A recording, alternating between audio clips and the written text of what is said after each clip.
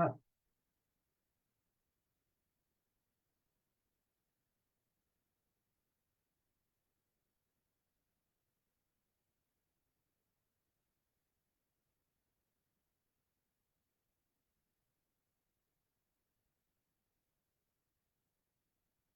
Hmm.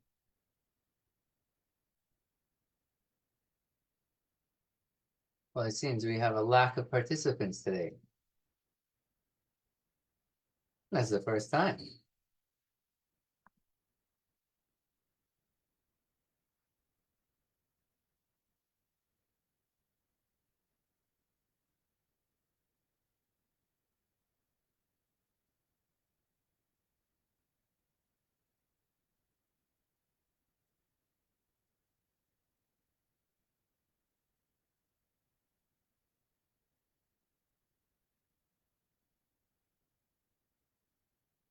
Hmm.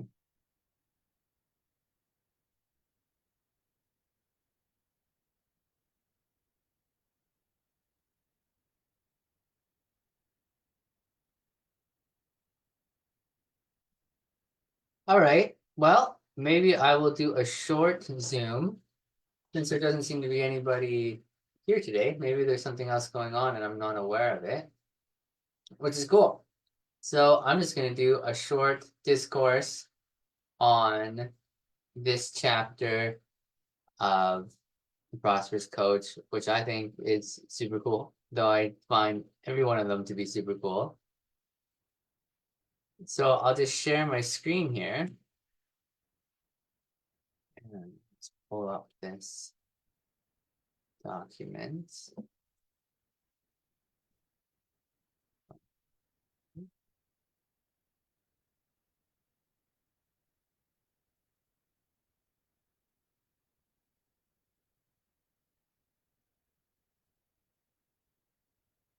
Maybe something happened with the registration link. Maybe I put the wrong registration link in. Um, so this chapter is called No Such Thing as Plural. It's chapter 34 by Rich Litvin. And it's all about focusing on the person in front of you. So I'm just going to consider the internet right now to be the person in front of me. So I'll read it out here for you. No such thing as plural. You only ever have one client to worry about. This client is the one in front of you.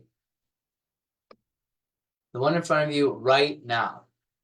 One of the biggest mistakes coaches make is to think in terms of plural. Singular is all there is. The client in front of you right now. Really deeply see in the most relaxed way possible that there's only one person to converse with and enroll into your coaching. Choose that person slowly and wisely and focus your life on her life. Then create a safe space and be the first and only person in years to deeply desire that she shares everything with you. And I kind of like that he talks about this like in perspective as like as a she, as him being a man, because he's talking about deeply listening on all fronts, like deeply and listening for more than just kind of what you might connect with. But deeply listening for what is a commonality amongst all people, and then also something that distills down into a singularity that is about that person in particular. And I think that this connects to a larger social situation where most people think in plural in general. And so they'll think about society as a whole, they'll think about their friends group as a whole. They'll think about the opinions of other people, or that can be even the many opinions in one person, or the opinions throughout their group, or opinions from their family. And that generalization, or that abstraction or conceptualization, can easily take us away from the singular, the moment, or being present in the moment. And being present in the moment and being with the person that we're speaking with, or with the task that we're assigned to, or that we've chosen for ourselves, is much more direct experience, and it requires us to apply our knowledge to that situation, which sometimes can mean kind of really digging deep and focusing. So basically what Richmond says here is that singular is all there is.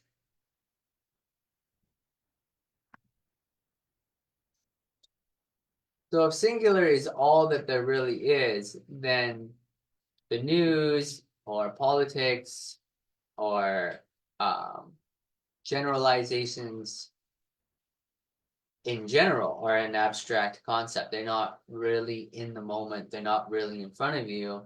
And they probably will impede you from personal growth. And they'll impede you from helping the people around you grow, or at least from really listening to those people and giving them the support that they need in order to find their own way and find their own wisdom. So singular is all there is, and the client is in front of you right now. And I think that that is also a really important statement to make, because there can kind of be this a situation where through those generalizations and those abstractions, we can forget that there's an actual person sitting in front of us right now.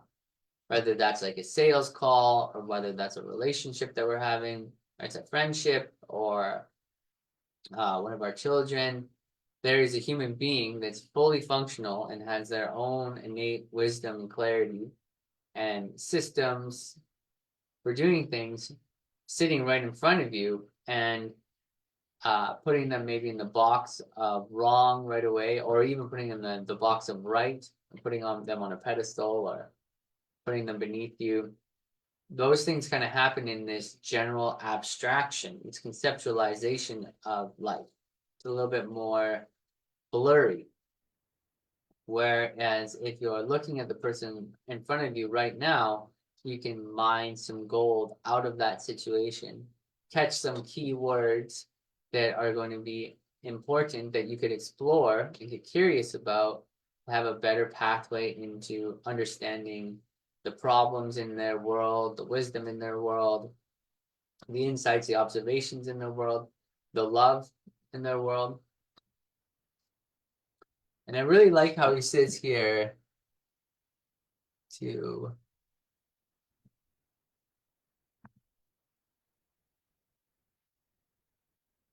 really deeply see in the most relaxed way possible that there is only one person to converse with and enroll into your life.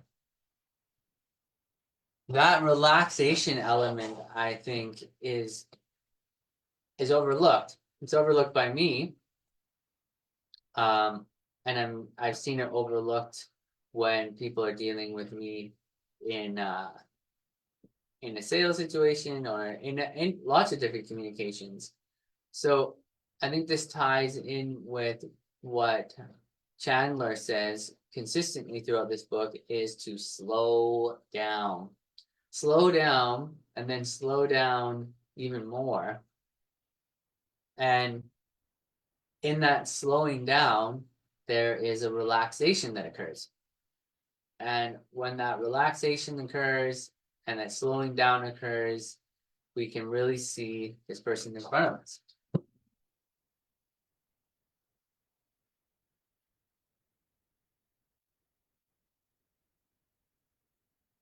Layla.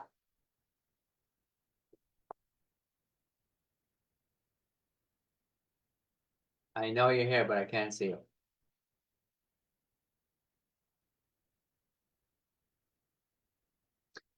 It's Layla.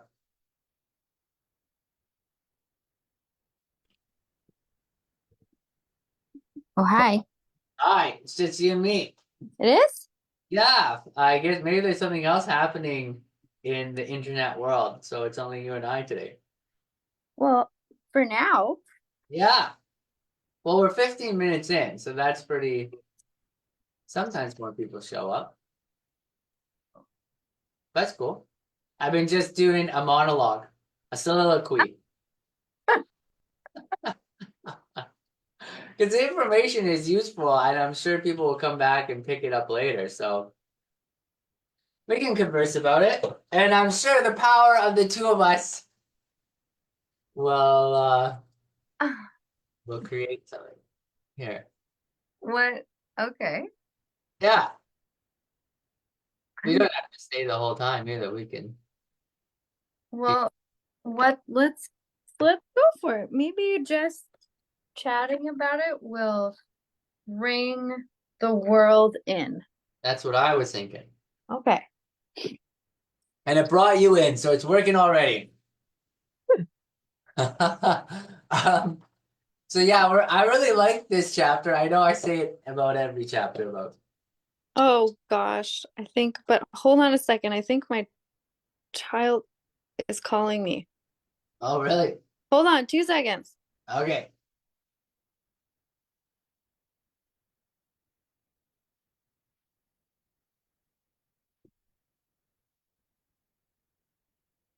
Well, I'm going to talk more about this then while you're on the phone. So choose that one person slowly and wisely and focus your life on her life. Well, that's a pretty big statement to say. Choose that person slowly and wisely and focus your life on her life.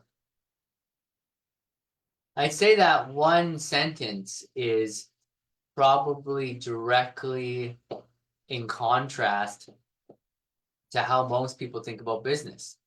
They're thinking about, the spray and pray kind of buckshot version of give everybody a little bit of your time and accept anybody that comes along, and don't focus your life really on anyone in particular. Maybe focus your life on what you're getting out of your exchanges with other people, and do it all quickly.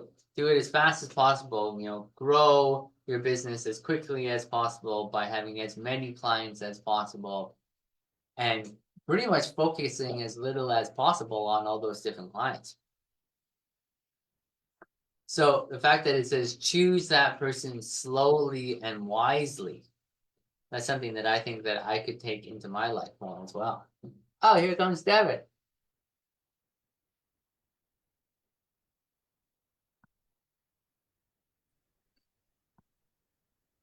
Hi. Hi.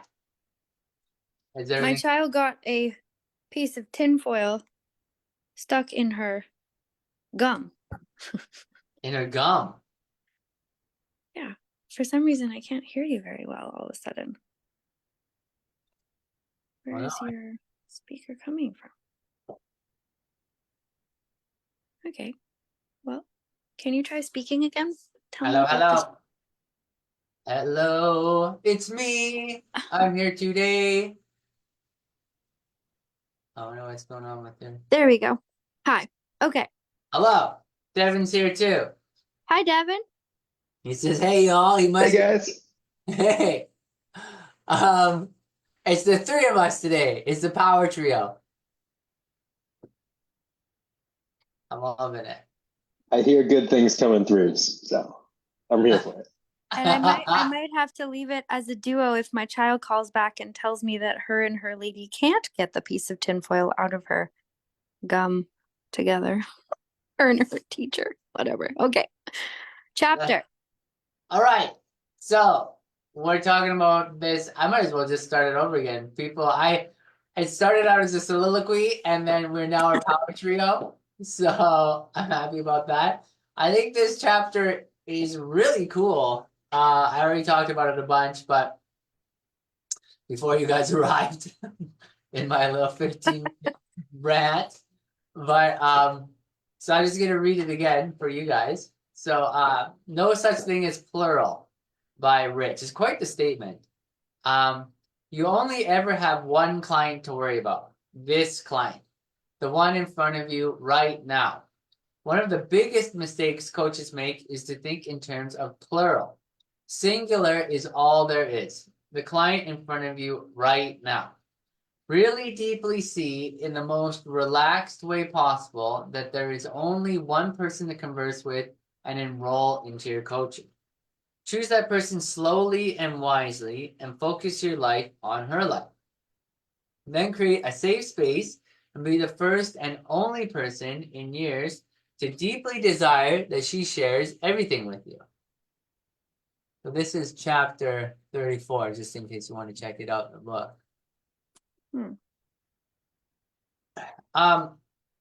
So there's a couple things about this that I find really cool. And we've kind of talked about this before lately, is this concept of presence.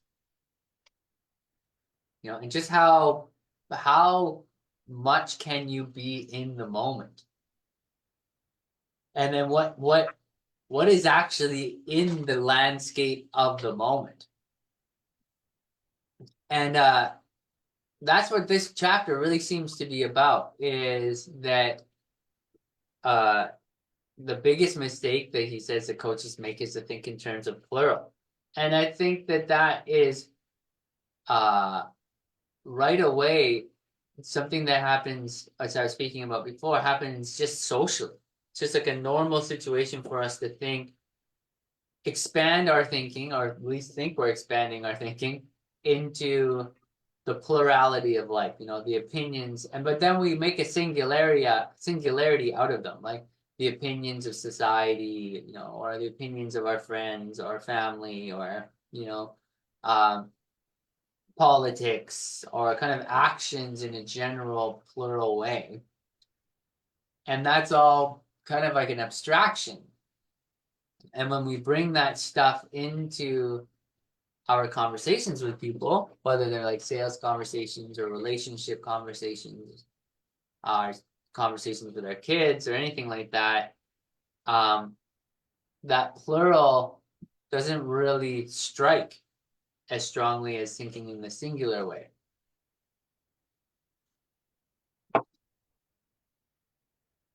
So yeah, maybe just as a kind of prompt, what do you kind of think is the difference between plural and singular? Like, they describe something, but Well, what the first thing that comes to mind for me is, well, how is this very different from the last chapter? Because the last chapter we were talking about present being like as if the client or the person that you're sitting in front of is the first one. And we did get into like, maybe we just wound up talking a bit about this last time too. Or maybe yeah, I think that the two chapters definitely have some things in connection with them, like the previous chapter is, just share it here. maybe it's more about it being about like the previous chapter was more about every client is a new client or every situation is a new situation. And Yeah, this is different in that it's every person is one. yeah, it's like the chapter was about truth is what clients value. I think we did get into presence about the chapter. Yeah, so maybe we almost just dipped into the next one. Mm-hmm. Though I think that the thing that's really kind of important about the previous chapter is that when you're listening to them, that you're not coming into the coaching session or really any situation looking to kind of flatter them or butter them up or act in a way that is kind of contrary to your natural state. So don't be somebody else. Don't like be a coach or be a salesperson or something like that, no? Mm. But there is some like connection between the two chapters, which is really to kind of uh focus more on uh this person in front of you, right? Be honest with that person. But I think what's kind of cool is almost like I'd say that this chapter 34 is a refining of what he says or an extracting of a particular aspect of it, like uh Totally. it's just kind of really delving into this idea of the person being right in front of you. So it's like if you've managed to get to a point where you're kind of authentic in the conversation and you're telling the truth in the conversation, now this is a little bit more about building your practice by really focusing on the person in front of you. Before it was like, don't play this numbers game, be truthful with the person in front of you, slow down, speak directly to them. And I think the last chapter was also about honoring the person's. It wasn't just about you being truthful, it was about being really present with the person and allowing their truth to be revealed because that's really what they value. Yeah, totally, exactly. Like you're really pointing at that. And you're kind of being fearless in that. Where this one almost seemed a little bit more about the coach. It's more about like how you are, like where I really like this part where it says, really deeply see in the most relaxed way possible that there's only one person to converse with and enroll into your coaching. So I like that idea that it's saying Yeah, like I dig that. in a really relaxed way.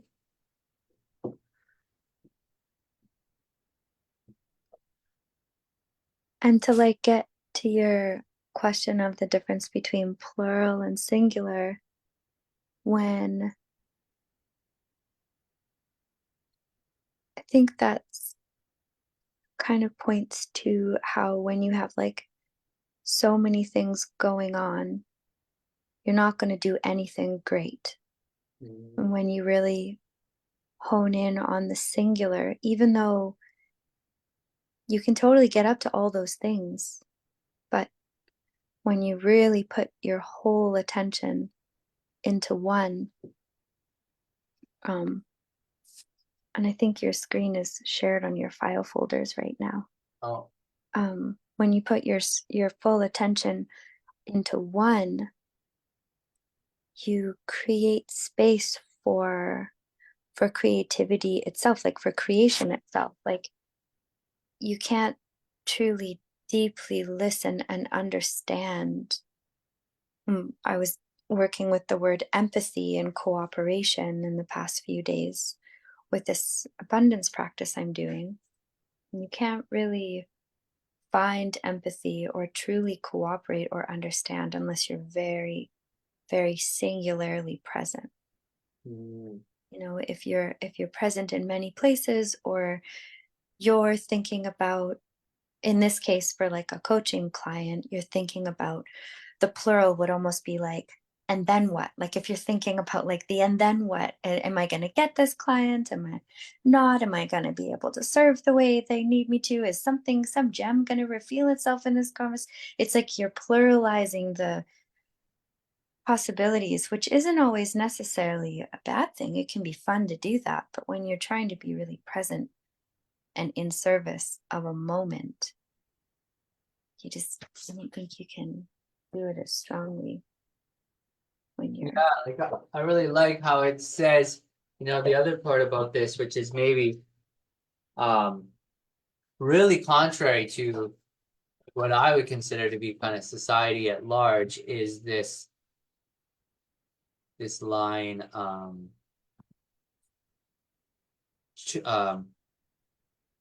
there's only one person to enroll into your coaching. Choose that person slowly and wisely, and focus your life on her life. Mm-hmm. So it really flips the script, Like I think for me as a coach, or as like a salesperson, as a musician, teacher, all those types of things, the concept of choosing a person slowly and wisely, that's really running in the opposite direction of what society kind of says, like brute force win, like society seems to say brute force win by getting as many clients through the door as possible, or selling as many products, or getting the word out to as many people as possible.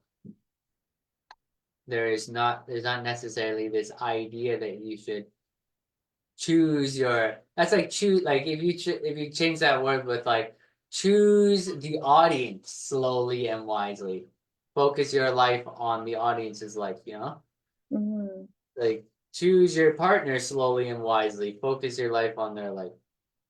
Choose your friends slowly and wisely, focus your life on their life, on your friend's life, Mm-hmm. It's kind of this idea, like it seems to me like it's coming from a place of abundance. It is, and I love how the title is that there's no such thing as plural. Like it's so strong. That's such a strong statement to be like, you know what? There really just isn't any such thing as plural. And it's like, well, then what is there? If there's no such thing as plural, then what is there? Well, there's one.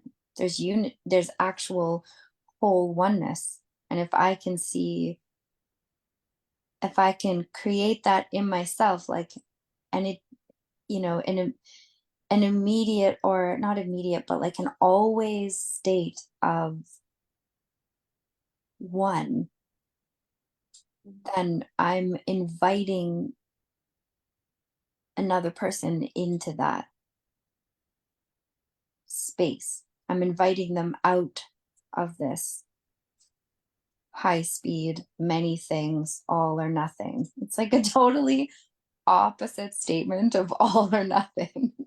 Yeah, for sure. Yeah, totally. Yeah. And it's like totally. And that all or nothing is such a survival extremist way of thinking, which I don't think that really serves in anything like high level sales, good friendships.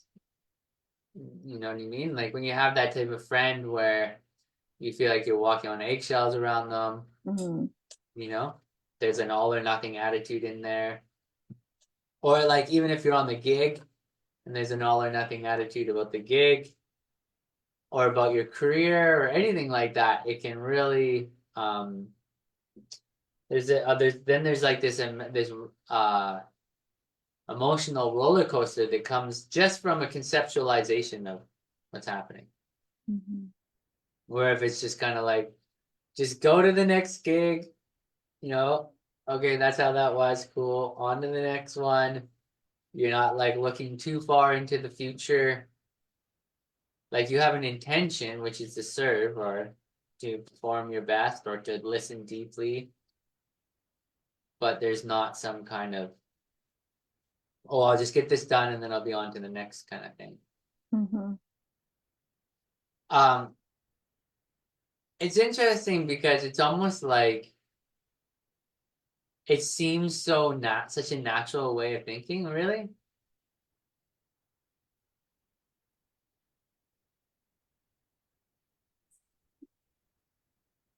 Well, yeah, like, I mean, but everything we are is everything we are is nature. I think that concept of all or nothing, or that more plurally, like I'm going to do as much as all of this as possible and be the very competitive kind of thing, is almost like a result of what we have created. So this asks, I think it asks us to just dip into a different part of our nature, a part that is really going to make,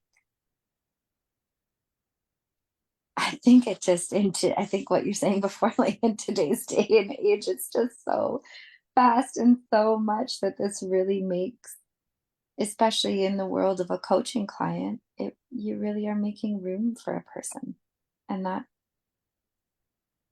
really, really, really matters. And then, of course, it matters in like your relationships and your business and stuff. But Yeah, I think that that's kind of what it's really saying here, which is almost, I think that's why it's such an interesting thing, is that to really touch base with that. Hey, Philip. yeah. Hi, everyone. Now we're a quartet. That's great. Here, I'll read this again for Philip because it's such a quick little thing. So we're doing this chapter. I think you'll probably like this chapter considering kind of what you're doing, Philip. No such thing as plural. You only ever have one client to worry about. This client, the one in front of you right now. One of the biggest mistakes coaches make is to think in terms of plural. Singular is all there is. The client in front of you right now. Really deeply see in the most relaxed way possible that there is only one person to converse with and enroll into your coaching. Choose that person slowly and wisely and focus your life on her life. Then create a safe space and be the first and only person in years to deeply desire that she shares everything with you. So we were kind of talking about like, yeah, it's a good one, right? Yeah, powerful. Yeah, totally. And we were kind of like, we were just now kind of connecting that to all these, the things that we were kind of talking about right now is that choose that person slowly and wisely. And how that's kind of a little bit contrary to what happens a lot in society these days. You tend to choose things kind of on the go.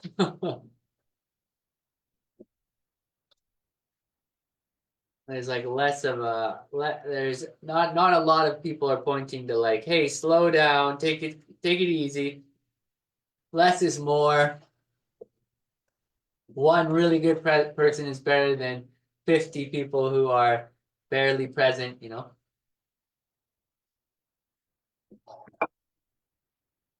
So yeah, it's an interesting statement. And I think like just for me in this moment thinking about it, like say the idea of being really, really present with one client is like it's something that I feel like I do, but could get even more deep into that idea of like this book is called The Prosperous Coach, right?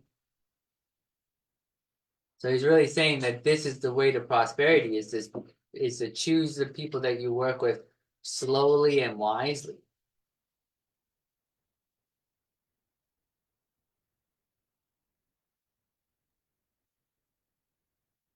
What do you think then about, like, I was having this conversation the other day with a client of mine, and she's a mother, and she's also a she runs her own therapy, like her own practice.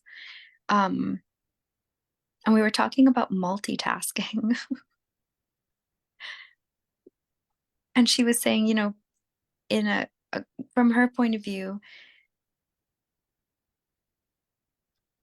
thinking that there's like only one, exactly what this is positing basically, which is that you would like sit with one thing.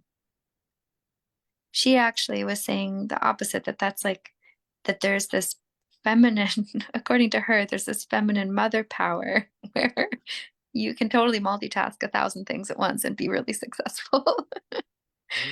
And she was saying that one of her male compatriots, like one of her male colleagues in therapy, was telling her, no, like that's impossible. Like I could never do that. And she was saying, well, maybe it's because that's just not inherent to the male. And I just, without, I guess, creating too much a divide, what between like male and female and the binaries of all that. This is obviously like a book written by a man. So I just want two men. Two, actually, it's written by two. It's written by plural. For sure. So I just wonder, you know, for example, in this, it's almost like manifested in this conversation where my kid's calling in because she's got tinfoil in her tooth, and Philip and Devin, we're all three of us are doing multiple things. We're also trying to be present here with you. So I guess I'm just curious how to say so boldly there is no such thing as plural. I get it. And in the like really big meta way, yes. And when you're doing a coaching call or you're having a one-on-one conversation or you're choosing a partner or a business partner, yes. And then when is plural okay? Like we have it in our language. So is there prosperity in plural too? Well, I think that like going back to what your therapist friend was saying, there is a word for that where I feel like Devin would know this, since he does mind mapping with people, but like it's been kind of like the idea of multitasking, like the word multitasking is almost like, not almost, it is a business buzzword. And I'm pretty sure it's kind of started in the 80s, was this idea of multitasking. People are rarely doing literally, like in a very literal way, two tasks at the same time. And they're definitely very rarely doing multiple tasks at the very same time. Like for you, like, yes, you're on the call, but when you're talking to your child, you're focused on your child, and then you're done focusing on your child and you come back to the conversation. Maybe there's an element of you that's kind of trying to focus on the conversation while you're speaking to your child, but then that creates that situation where like that actually detracts from the task, thinking about your child while you're in the call kind of fragments the attention, and then thinking about the call while you're talking to your child kind of fragments the attention, right? So it's rare that and so on one level, it's rare that we're physically actually doing two tasks at the same time. Like as a drummer, I can tell you I do two tasks at the same time, but though, oh, now there's two Phillips. That's hilarious. But now we've got 5 people in the room, but one of them is a clone. That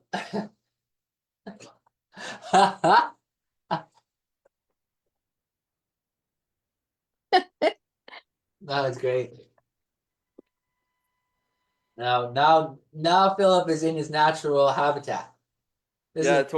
Talking about multitasking and all of this stuff. I was enjoying my dinner whilst whilst you were talking. Yeah, for sure. And that's an interesting thing. Like for me, I can't listen to music while I eat food because I get just messed up because I'm I trying to. I say I can't hear my food. Yeah, exactly, right? So it's like that is possible to like switch between tasks extremely quickly, but actually multitasking is kind of a myth, you know? Like we want, and I think that with your friend, your therapist friend, I think that plays into this kind of like the heroic woman situation that kind of happens where women feel like um they need to be doing many tasks at one time, like that there is a and that can lead to burnout. Yeah, and I hear you. She was more speaking to like how motherhood as a definition, especially when you have more than one child, that's kind of that is like an innate strength. And maybe there's another word that you could call it, but you do need to be able to be focusing on potentially two human beings at the same time in order for them both to have their needs met.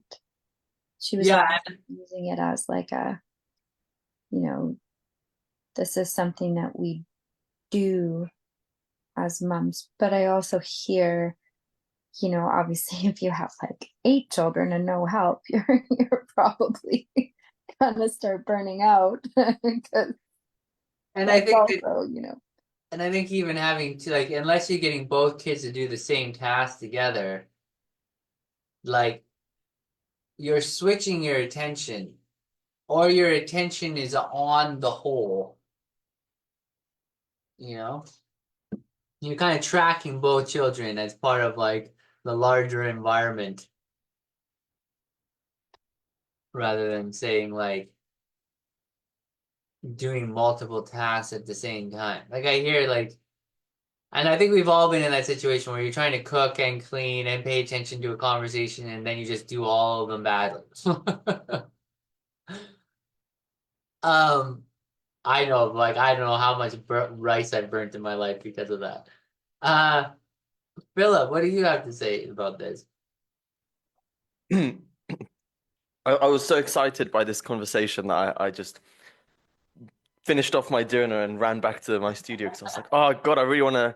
This is such a cool conversation.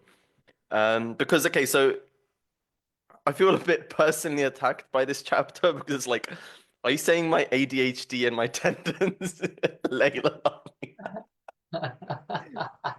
I'm taking this chapter personally. Well, that's good. At least you're singular in that sense. It's about me. Damn, that's a good point actually. But like, okay, um, are you saying that if I'm walking and having a conversation, is that not multitasking? Or chewing bubble gum? Those, I like, I like that. I like that. That's totally true. That's a great argument. That's a Can great we? argument. So yeah, I'm taking this chapter personally because I'm like, okay, I have ADHD. Well, I mean, undiagnosed, but I recently got these little toys on Amazon when I'm on a Zoom meeting, just so I can fiddle with something. And it's so satisfying. I'm just playing with this whenever I'm on Zoom now, and it engages my mind. But is that is that good? I don't know. Right, I did have a logical thought I wanted to progress with here. So, um, what I wanted to say was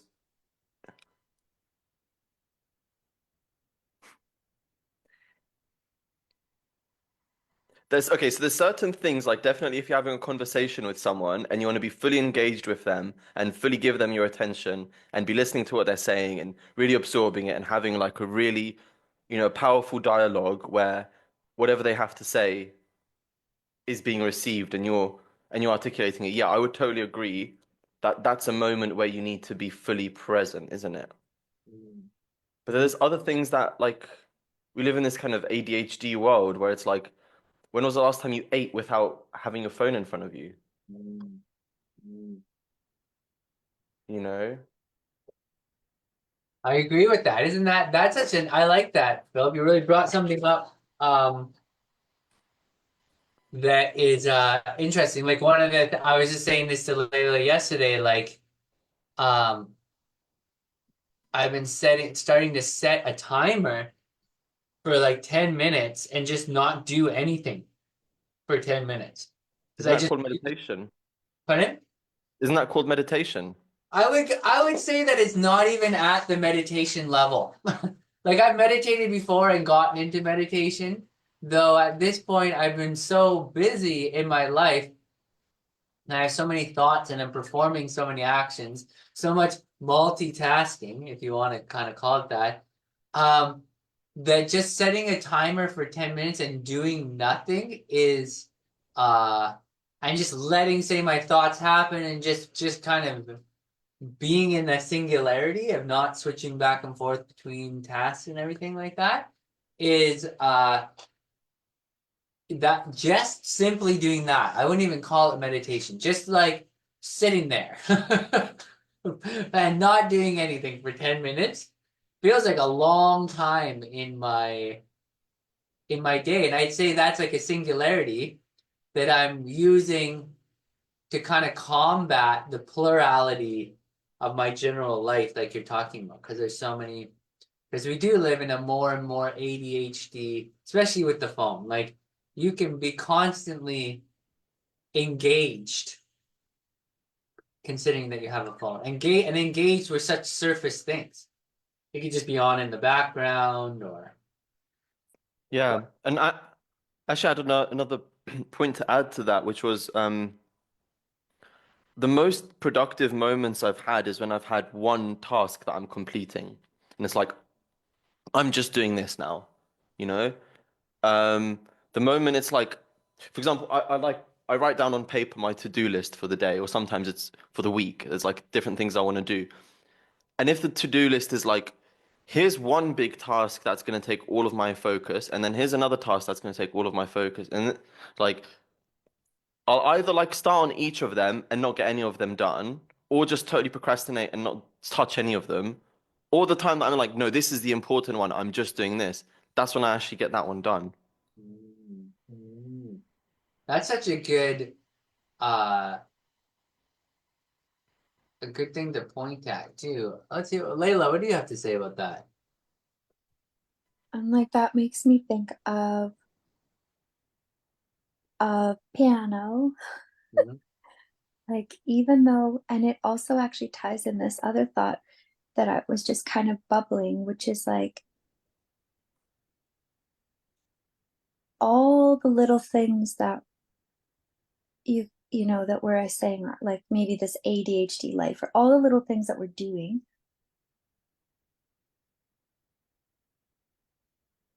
or even the mother who's like got the two kids, you know, it's all actually still one. Like it's all still one existence or it's one motion forward. Even though there's all these particles, it's still one. And when we focus into like the details of what exists in that one, so say piano, and that's like a practice, you know, and we just sit there and think about piano and play the piano and read the notes. Are there many notes on the paper? Yeah, there's like tons. But is it one, like everything is, it's all one piece of music.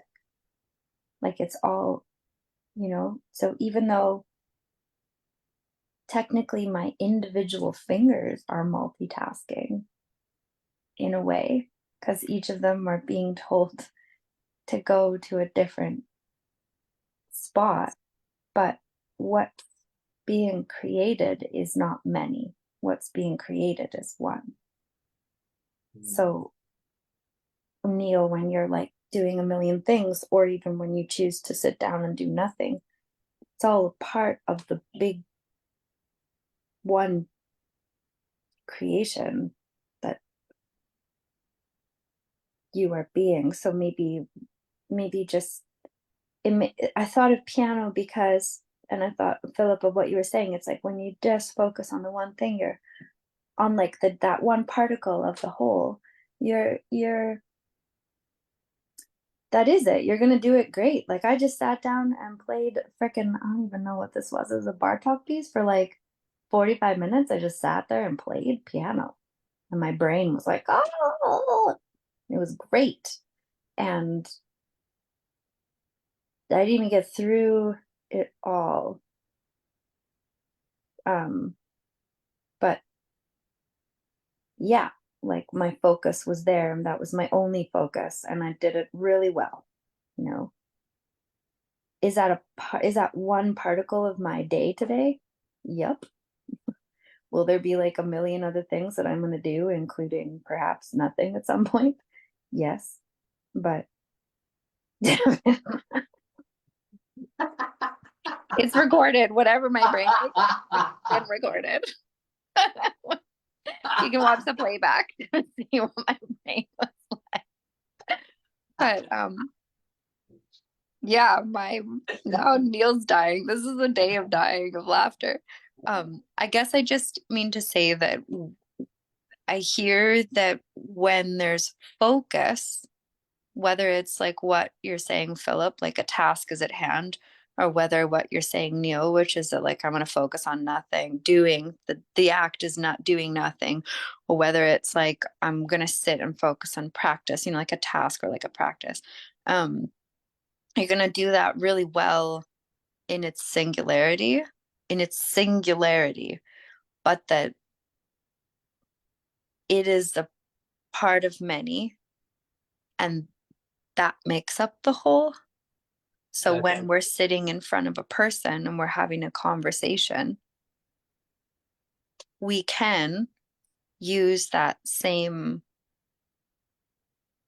capacity to offer them that same success, that similar, you know, or that similar element of prosperity, that we're going to be very prosperous when we sit and do one thing.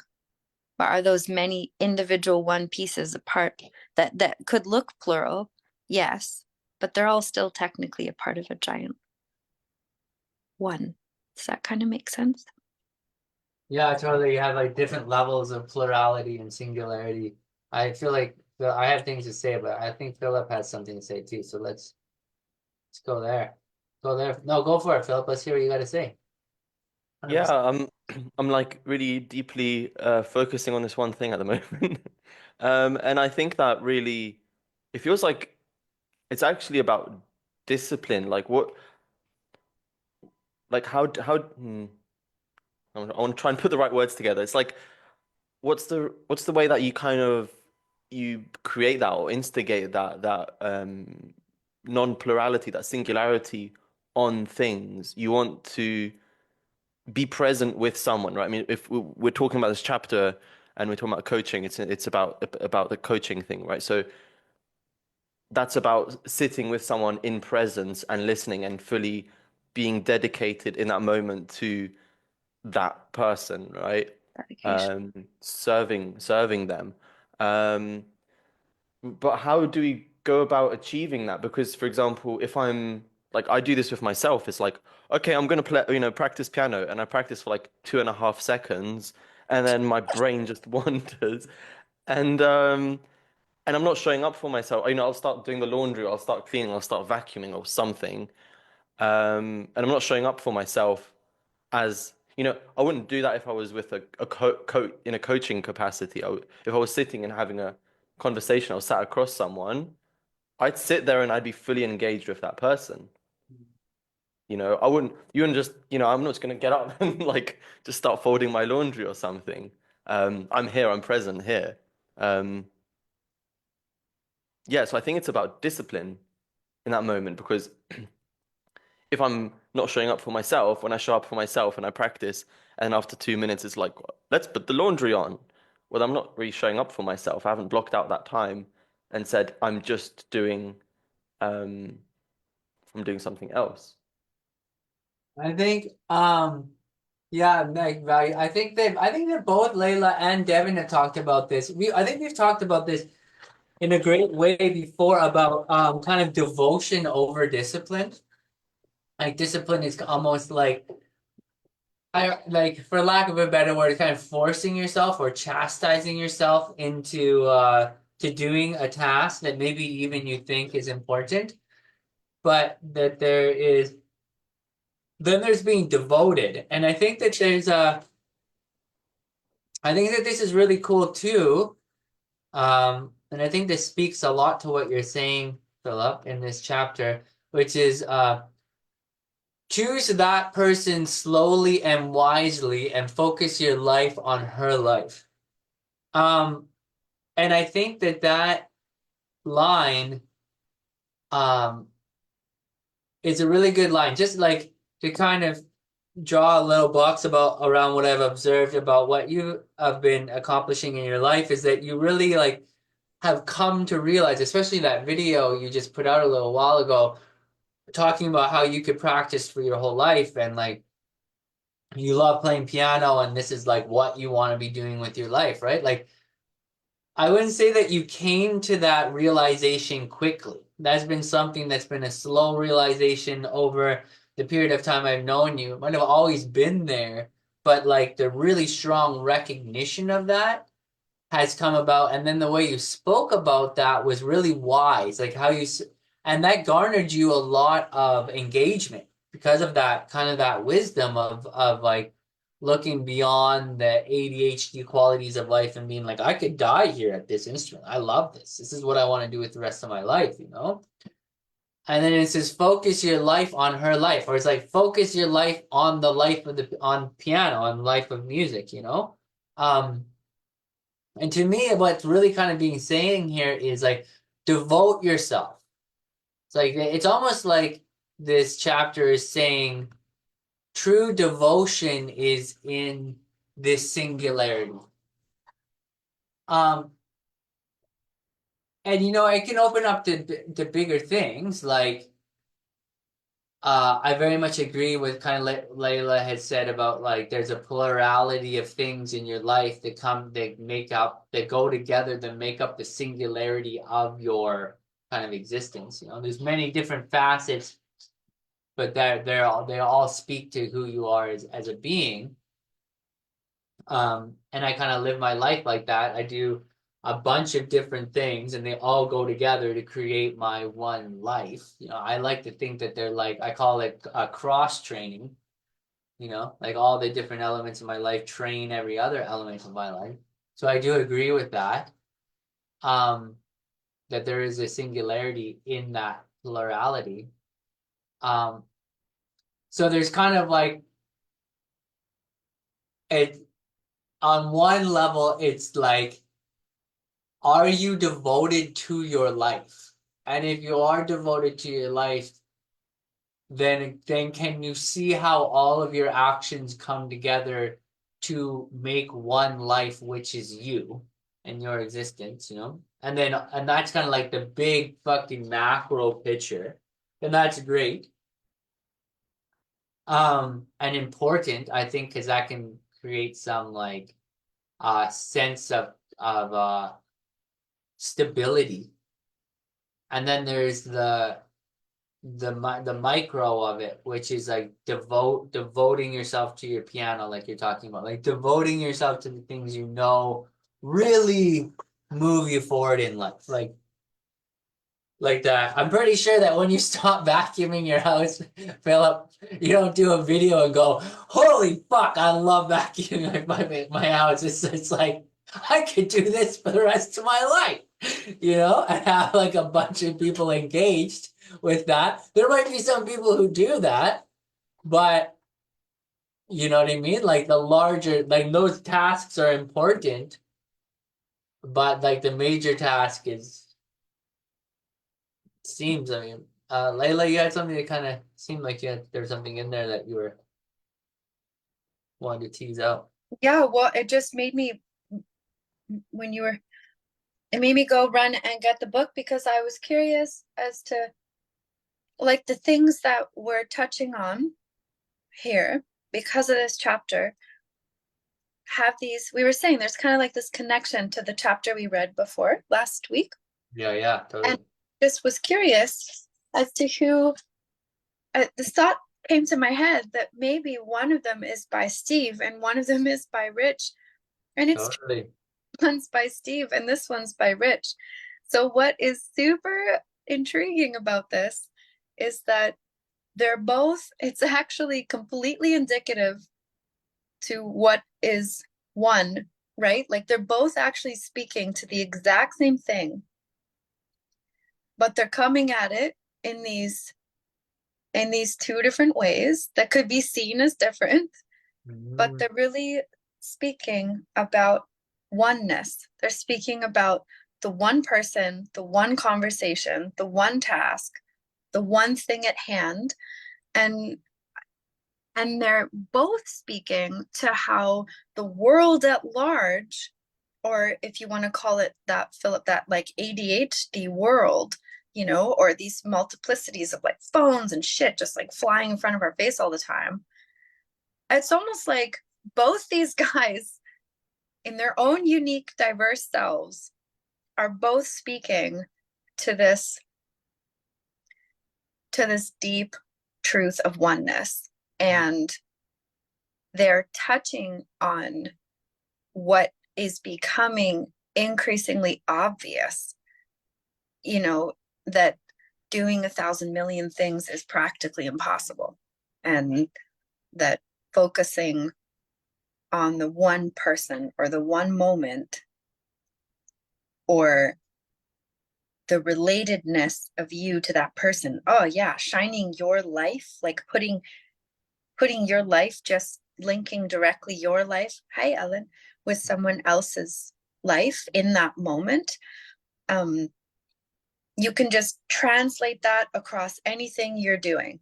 Vacuuming, house tour, you know, sitting and doing nothing, Neil, meditating, teaching. When you take all of what you are, which is a one being, and you acknowledge that this interconnected oneness with all that you're looking at, that's actually where like the magic happens for yourself and for people. So I just, it's interesting that both these chapters seemed so similar. They're just spoken by the two different writers of the book. And I just thought that was neat. They're both talking about, you know, that like in this, it also, okay, so like in this practice that I'm doing on the side here, I'm doing this 21-day abundance challenge, and it's every day there's a small 10-minute meditation and then a series of prompts and questions that you kind of go through. And this thing that I found fascinating is about, the question is, so what do you think of oneness? So we're talking about singularity or plurality, right? So what do you think of singularity? And the next question is, what do you think of diversity? And I was like, oh, you know, so here I am trying to focus on what do I think of oneness? Oneness as in like we're all a family, we're all connected. I exist because you exist. My life is because you live, you know, like that whole mindset. Now, what do you think of diversity? Now explode the whole thing and what do you think of diversity? And yeah, I guess, what do you guys think? That would be my question, because I had all kinds of thoughts, but I would be curious as to how can we, I guess the question in me is like, how can there be such a distinct oneness that so many particles can be, you know, how can Steve and Rich be two diverse thinkers and people in diversity but they're both talking about the same thing. Mhm. Be diversity and oneness. It's a diverse view of oneness. It appears paradoxical on the surface, but it's not really. It's like a rainbow. Yeah, I want to hear what Devin has to say about that. It sounds like he's there for it. Oh, I'm here for it. Yeah, Layla just said in the moment she said magic, like that's where the magic is. I had this little thought that I wanted to bring in. It's a little nerdy. It's maybe a little bit of a rabbit hole, but we don't need to go too far. But there's this concept called an attentional blink. And it's essentially, it kind of ties in with multitasking and the fact that we're never really doing two things at once. Like we have a single pointed focus and we can switch it back and forth very quickly. But it's never actually doing two things at the same time. And attentional blink is essentially if you are locked in with something, if you're focusing on one thing, you can miss what's next. And I had this thought while Layla was sharing that like that's a lot of how magic tricks are. There's the magician will bring our attention over to one place of focus, and then when we're focusing there, something else happens, and that's where the illusion is created. Because like we can't actually be focusing on both at the same time. So I just thought that was cool little concept, like attentional blink. There are a few others like cognitive bandwidth, and have you guys read Deep Work by Cal Newport? Is that No. something you guys have checked out? Cool. There's that's phenomenal, but I'll just share with you the premise in it. And here, let me look it up really quickly. Deep Work hypothesis essentially just states that because we live in this kind of ADHD, many option, lots of input society, that it's becoming more and more rare to be able to monotask, and therefore it is much more valuable to monotask.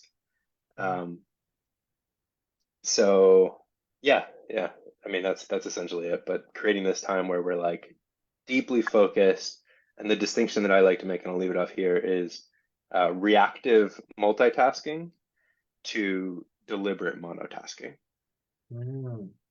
Yeah, I think I think you really encapsulated that what's being said in this chapter, and that like there's such a strong reactive multitasking, and this book is so pointed at deliberate monotasking as like I guess almost to the point of being like, have faith that deliberate monotasking will work.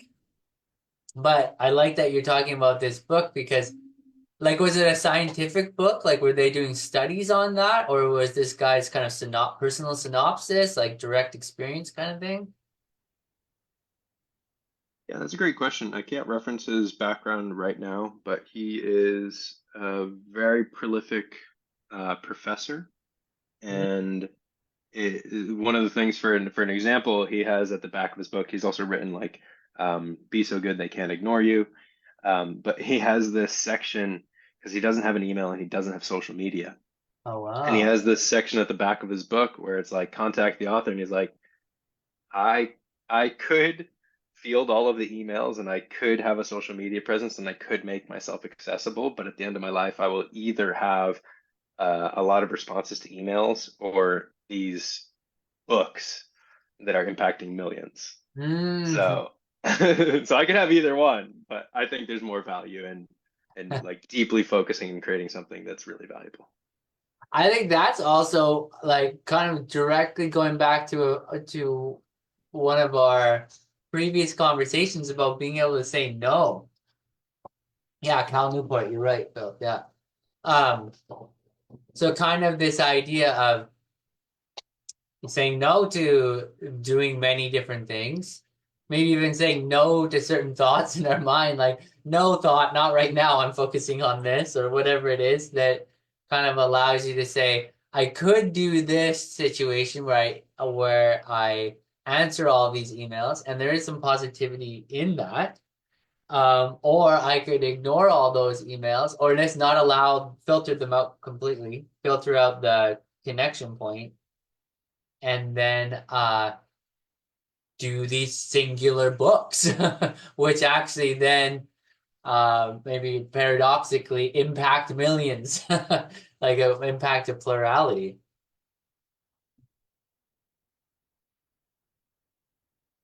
Philip. Yeah, it brings me on to the whole, point really, which is I feel like it's a bit tangential to saying plurality when working with a client, but it is related, right? We're talking about being distracted and instead of discipline, maybe the devotion of focusing on one thing, and how currently there's such a big war on for your attention, and there's these, posts on the internet. It's like your attention is the most valuable asset that you have, right? The act of being focused on one thing all the way through. And when you're doing something and God forbid you've got your phone screen up, and you're practicing on your instrument and you see that phone go off, boom, whatever you were doing, your attention's now on the phone, and that you got a notification that came through. And just think about how that is compared to, those times we're all at the age where we existed before the advent of smartphones, when we were lucky enough not to have a smartphone in our pocket at all times, and you could actually get something done. And it also just kind of reminds me of when I did the 10-day silent retreat, how how awesomely conscious I became of my own like kind of state of distractibility when I was just picking up my phone after the silent retreat, and I wanted to go onto Facebook because there was an event that I needed to find or a person that I needed to message, and I've just gone on my phone, just opened Facebook, and boom, like 100 different stimulants are coming through when I was just looking for one very specific piece of information. Um, yeah, so there's such a war, and your attention is the most valuable asset if you want to get things done. Yeah, you gotta get your own things done. Yeah, it's not only valuable to other people, it's valuable to you. Yeah, exactly. Yeah, I like that. Yeah, that's it. I think you're right. I think there is more than a tangential connection here. It's like you're really you're saying almost to the point of saying that attention is singular. Yes. That's an interesting. Ellen. Hi guys.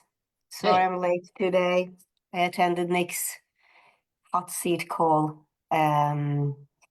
So you might have been discussing this already, being the group that you are.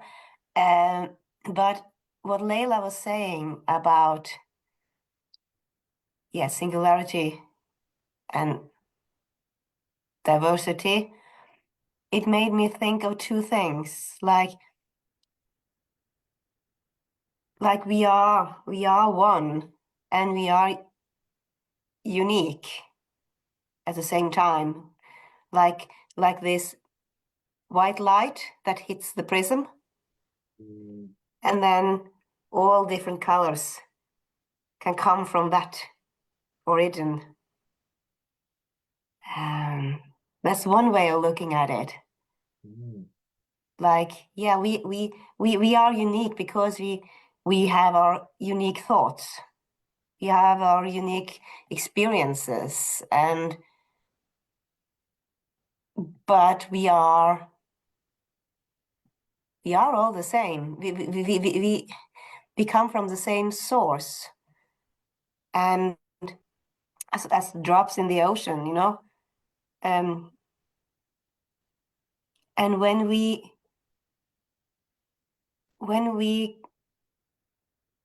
get in contact with another light, with another soul, another part of that whole, and we feel that connection, it's like we become greater than ourselves. And that can happen in so many ways, but we are all musicians here. And that's one of the most beautiful things I know about playing together. You know, together we create something that is greater than the sum of each individual. Because we tune into that cosmic internet where we all are coming from. When we have our attention to what we are creating and not to the individual, not to our own thinking, because we all know that when we get up in our head while playing, we don't connect the way that we can when we let go and surrender to the music and surrender to just being and creating. Mhm.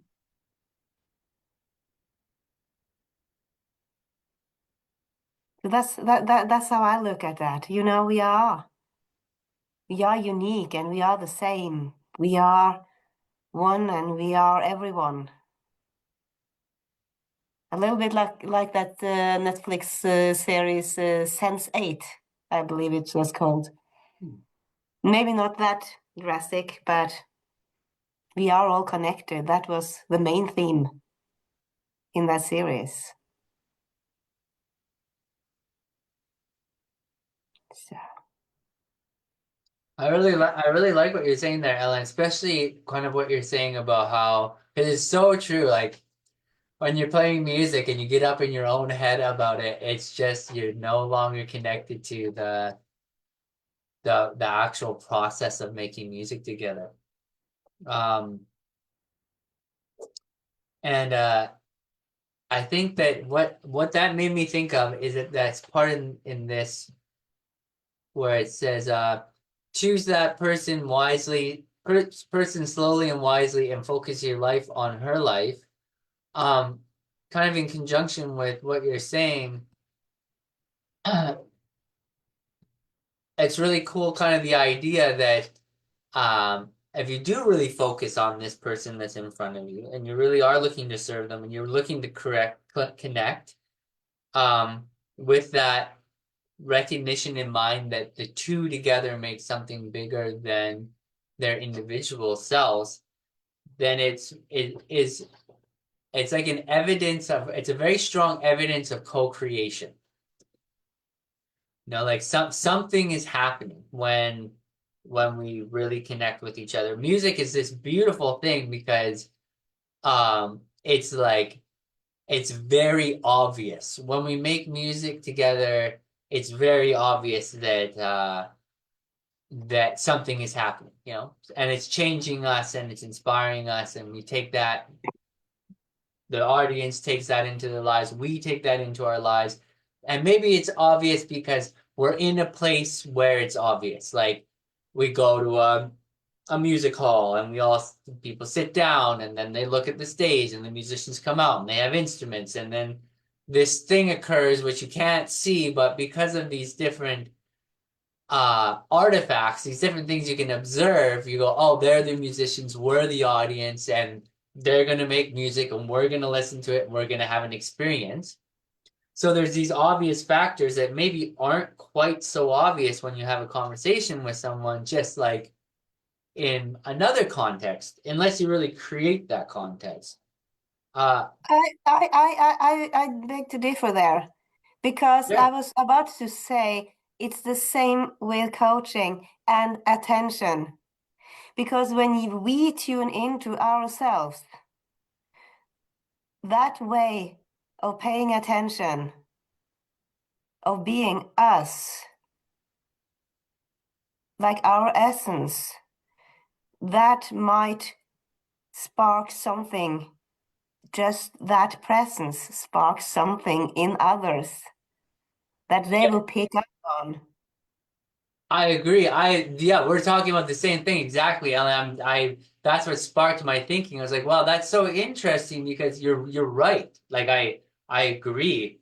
Um, and as coaches, if we can highlight that fact, I say that from the perspective of thinking of like, you know, like not everyone is aware of the coaching industry. and its power, you know, like that the conversations that we can be a creative, impactful conversation, a transforming conversation. It's like how Townsend Wardlaw says, like, tell people that you're gonna give them the gift of your time, but let them know, like, normally I would charge $80 an hour for this. I'm gonna give you 2 hours, so you're gonna get $160 worth of value to have this coaching session. So it kind of draws this frame around something that's like is otherwise fully a feeling. Do you know what I mean? Does that connect with what you said really sparked for me this kind of recognition. What I mean is, like, when we play music, we can play the notes. Like when we coach, we can speak clever words. We can use clever questions. We can use tactics. But if you don't have the feeling yourself when coaching, it's just empty words. And you can have some effect. But as in music, the full effect and the real experience comes when you're in touch with yourself and shares from that place. And that's a real big difference. That's what I see when I choose a coach myself. Where is it the feeling? I want to have a feeling that resonates with me, just like different strings. When you pluck one, then the other will vibrate. So when I choose as a coach, I want someone that makes my strings vibrate, that makes sense to me on a deep level. And I think that's what also I would like a potential client to feel from me. If not, we're not a good match. Yeah, for sure. So there's some sympathetic vibration there between the two of you. I love that. I love that. Yeah, and that's definitely there. It's some singularity there. It's beautiful. I love that. Devin, I'll be right back, but I want to hear what Devin has to say. So I'll be just over here. Ellen, that was beautiful, and I so love that you kind of bring up this like attention in creating resonance and like being so present that we can harmonize with these people, and maybe there will be that like sympathetic resonance where we're both kind of just yeah, on the same frequency. Like that's such a cool concept.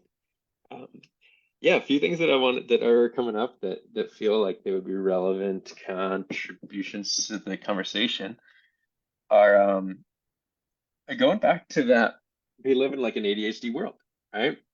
And so it's interesting to think about how rare and also how valuable it is for someone to just be focused for more than the length of a reel, right? You know, we have a diminishing attention span. So let's say we do implement the Prosperous coach and we have 2 hours where they're actually focused, period. Just the value in that is like, where else does that happen? That may never happen. And then on top of that, like that's kind of the lamppost metaphor, where even if someone just took 2 hours of the lamppost talking it out, they'd get a lot of value. But there's something strangely powerful and valuable about being super present with someone. And it can even be uncomfortable. Like if you guys have ever done eye gazing, you know that's like, whoa, that can be uncomfortable. That can be really weird. If you just even focused on someone's eye and like gave them your full attention in a conversation, it'd probably be a little sketched out if you didn't really like alternate eyes or like waver or just like You are completely focused. They don't get that kind of presence anywhere else.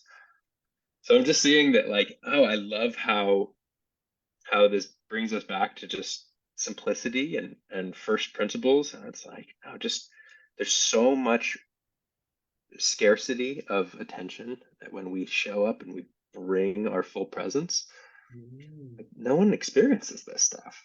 And then when it's directed back at them, they're able to have these insights and kind of excavate these things from inside that, like, where else does that happen?